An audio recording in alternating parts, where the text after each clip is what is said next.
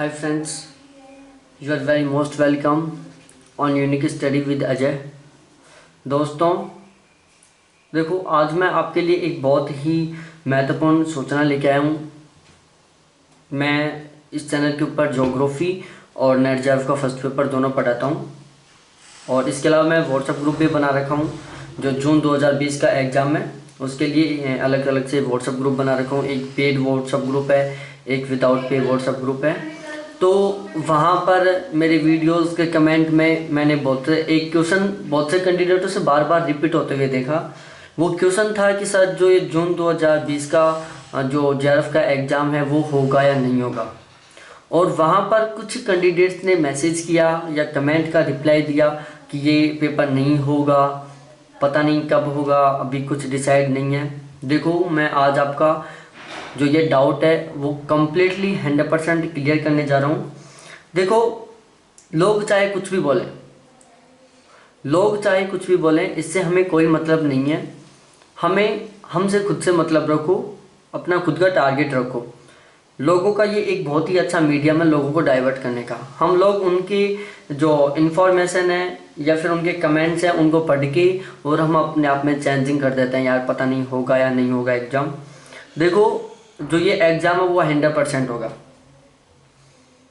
Maximum जुलाई तक ये paper हो जाएगा। यदि अब लॉकडाउन नहीं बढ़ा तो जुलाई तक हो जाएगा, अदरवाइज ये अगस्त में हो जाएगा।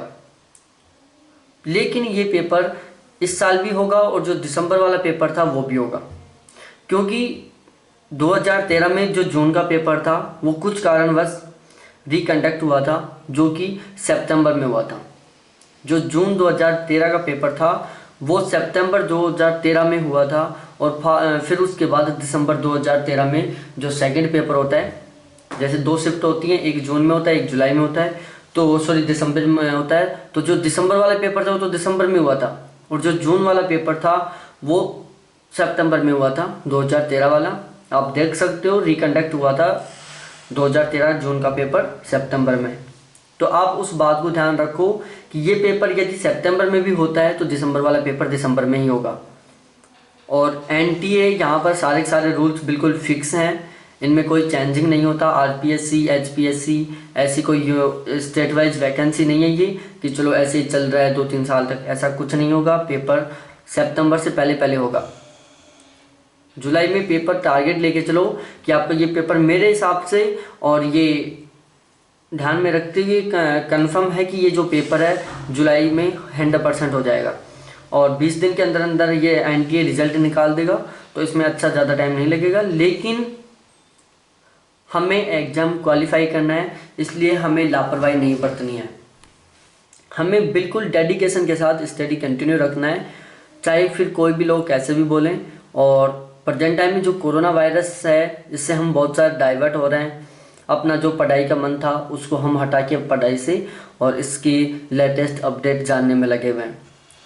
मैं ही नहीं, आप सभी नहीं, ओवरऑल सब कैंडिडेट्स बिल्कुल इसी में लगे हुए हैं कि अब क्या अपडेट है। देखो, ये महामारी है जो चल रही है, इससे हमें कोई लेना देना नहीं है।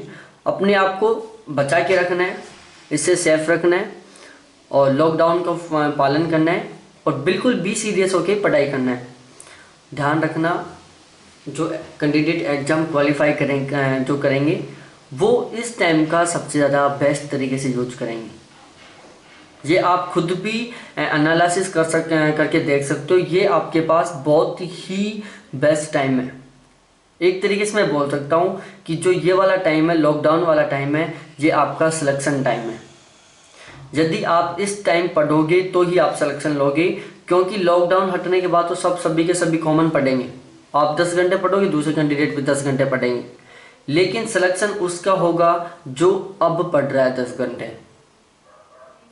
जो अब इस लॉकडाउन में 10 घंटे पढ़ रहा है, सिलेक्शन उसका होगा, ना कि उसका जो अब आराम से रेस्ट कर रहा है और बाद में 12 घंटे पढ़ेगा। तो इस टाइम का बिल्कुल सही ढंग से सदुपयोग करो एग्जाम क्वालिफाई करने के टारगेट से। साथ ही साथ एक बात ध्यान रखो कि हमें एक्सक्यूज नहीं लेके आना है। जिन कैंडिडेट्स की लाइफ में एक्सक्यूज शब्द आ जाता है वो समझो वहीं अनसक्सेस हो जाते हैं। फिर लाइफ बाद में जब हम एग्ज़ाम दे देंगे, फेल हो जाएंगे, फिर एक्सक्यूज आएगा, अरे यार वो लॉकडाउन नहीं आता तो मेरा अब की बार नेट हो जाता, मेरा अब की बार जेआरएफ हो जाता। लेकिन जब आप खुद दिल से सोचोगे तो ऐसे लगेगा यार मैंने रियल में वो टाइम बहुत गलत वेस्ट कर दिया था, मेरे को उस टाइम का बहुत सही ढंग से सदुपयोग करना चाहिए था, लेकिन टाइम गया। तो हमें अभी बिल्कुल स्टडी को बहुत ही सीरियसली तरीके से कंटिन्यू रखना है। और ये ऐसा टाइम है, अब तो आप 14-15 घंटे भी पढ़ सकते हो, 100% 14-15 घंटे पढ़ सकते हो। आपके साथ कोई भी प्रॉब्लम नहीं है, आपको फ्रेंड्स की प्रॉब्लम नहीं है, आपके कहीं आने जाने की प्रॉब्लम नहीं है, आपके कोई भी प्रॉब्लम नहीं है, केवल एक रूम में रहने की प्रॉब्लम है और आपकी पढ़ने की प्रॉब्लम है। यदि आप पढ़ना चाहो तो अब 18 घंटे भी पढ़ सकते हो, 16 घंटे भी पढ़ सकते हो, 14 घंटे भी पढ़ सकते हो, जितना मैक्सिमम पढ़ सकते हो वो आप इसी टाइम में पढ़ सकते हो। आपको यदि अपने लाइफ की मैक्सिमम स्टडी करनी है तो ये टाइम आपके लिए बहुत बेस्ट टाइम है। इस टाइम में, इस लॉकडाउन के टाइम में आप अपनी लाइफ की सबसे मैक्सिमम स्टडी कर सकते हो। तो ध्यान रखना, ये जो जून 2020 वाला एग्जाम है जेआरएफ का, ये जुलाई में 100% कंप्लीट होगा।